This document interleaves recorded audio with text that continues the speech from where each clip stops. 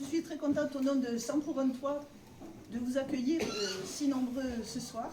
Je remercie Monsieur le maire qui nous a offert ce lieu magnifique au centre du Carlat. Je remercie Monsieur le sénateur qui a répondu positivement. Vous étiez déjà venu 2 ans en arrière, c'était très gentil. Et je voulais remercier déjà tout le CA, mais ils sont éparpillés, je voulais vous les présenter. Si vous pouvez vous approcher, on vous présentera à la fin.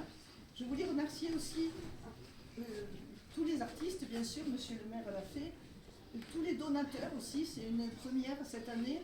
Nous avons des artistes, des photographes, des sculpteurs et des peintres qui nous ont offert des œuvres qui sont en vente, qui sont magnifiques. Vous verrez tout à l'heure, on va visiter tout ça. Et nous avons aussi des donateurs qui ont donné des tableaux qu'ils avaient chez eux, et certains d'un excellent prix. 100 pour un toit fait partie des 70 100 pour un toit qui sont sur toute la France, des associations comme nous qui accueillent les gens qui sont à la rue. On ne fait pas que les accueillir, on les loge quand on peut. Quand on a des logements gratuits, c'est encore mieux. On en a 3 jusqu'à présent. En ce moment, je veux dire, mais ça tourne. On les accompagne aussi, on paye les fluides, ça coûte très cher. C'est pour ça qu'on a besoin d'argent, parce que nous n'avons aucune subvention de l'État, ni de personne. De l'État, on ne risque pas, hein, mais on fait leur boulot, mais parce que normalement, on doit accueillir tous les gens qui sont à la rue. Et nous avons des bénévoles sur l'Ariège. Nous sommes 60 bénévoles. Il y en a une partie qui viendront tout au long de la semaine, ils ne sont pas tous venus ce soir, qui selon leurs compétences aident les familles, les amènent dans leur... s'il faut aller à l'hôpital, s'il faut... voilà, aident les enfants qui sont scolarisés. Il faut aider les parents aussi, parce que vous savez que maintenant, à partir de la 6e, tout fonctionne par Internet. Donc si les parents ne parlent pas français, il faut les aider à comprendre les notes des enfants et ce qui se passe et tout ça. Voilà. Donc nous avons 60 bénévoles, nous avons 200 donateurs, 230 à peu près réguliers.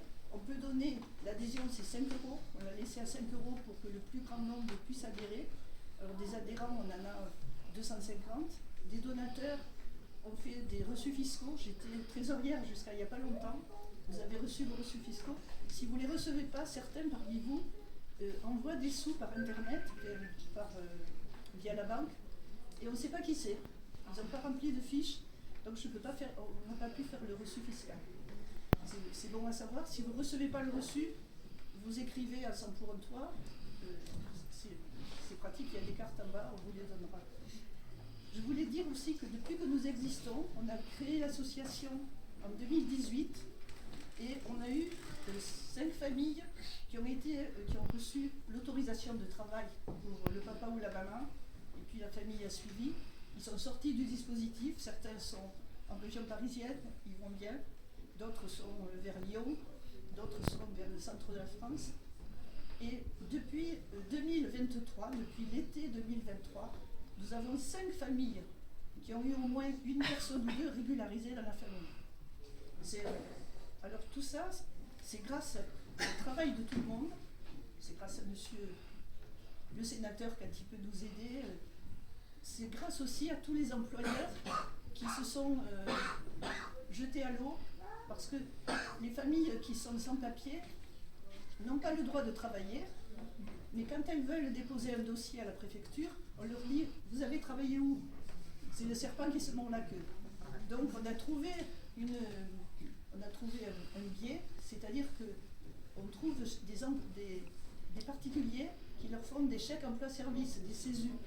Et là, à force d'avoir des CESU, d'empiler les CESU, ça marche, on peut faire un dossier à la préfecture. Et on cherche aussi des employeurs qui puissent faire une promesse d'embauche, voire employer aussi, quand c'est un métier à flux tendu, ils peuvent aussi embaucher une personne étrangère. C'est un peu plus compliqué, mais au bout d'1 an, quand ils ont accumulé 12 fiches de salaire, ils peuvent déposer ce dossier en préfecture. Alors, dans notre parcours, qui a l'air admirable parce qu'on a des personnes qui ont eu des papiers, là il nous en reste actuellement 12 qui sont en attente de dossiers, etc. Et on a eu quand même deux familles en 2019 qui ont été reconduites en Albanie, Manu Militari. Et le dernier en date, c'est le marchand de paniers qui sont en vente là-bas. Ce monsieur, il faisait des paniers, il s'est fait arrêter par les gendarmes parce que sur Pamiers, il était sur Pamiers. Sur Pamiers, il y a l'opération Ville propre, ça s'appelle. Ville propre, c'est pour chercher. Place Nette. Place Nette, voilà. Place Nette. Et merci, monsieur le sénateur. Place Nette, c'est on est censé chercher des dealers. Les dealers, ils se sont carapatés depuis un moment. Mais ils prennent les gens qui ont un profil un peu étranger, ou voilà. Et donc ce monsieur, il a subi 5 procès à Toulouse. Parmi nous, il y a des gens qui les ont accompagnés de Pamiers à Toulouse, en voiture, parce qu'il ne fallait pas qu'ils prennent le train. On a une excellente avocate qui nous a gagné beaucoup de dossiers. À chaque fois qu'elle gagnait, la préfecture faisait appel. On a perdu comme ça. Et puis finalement, il a été embarqué. On l'a obligé à monter dans un avion de ligne. Donc personne n'a branché dans l'avion de ligne. C'est à noter quand même. Et le chauffeur non plus, le pilote. Il était encadré de trois policiers. Il avait les mains attachées dans le dos, les pieds entravés. Il a voyagé comme ça jusqu'à Istanbul. À Istanbul, il y a eu une pause de 5 heures. Et après, il est allé sur l'Albanie. Voilà.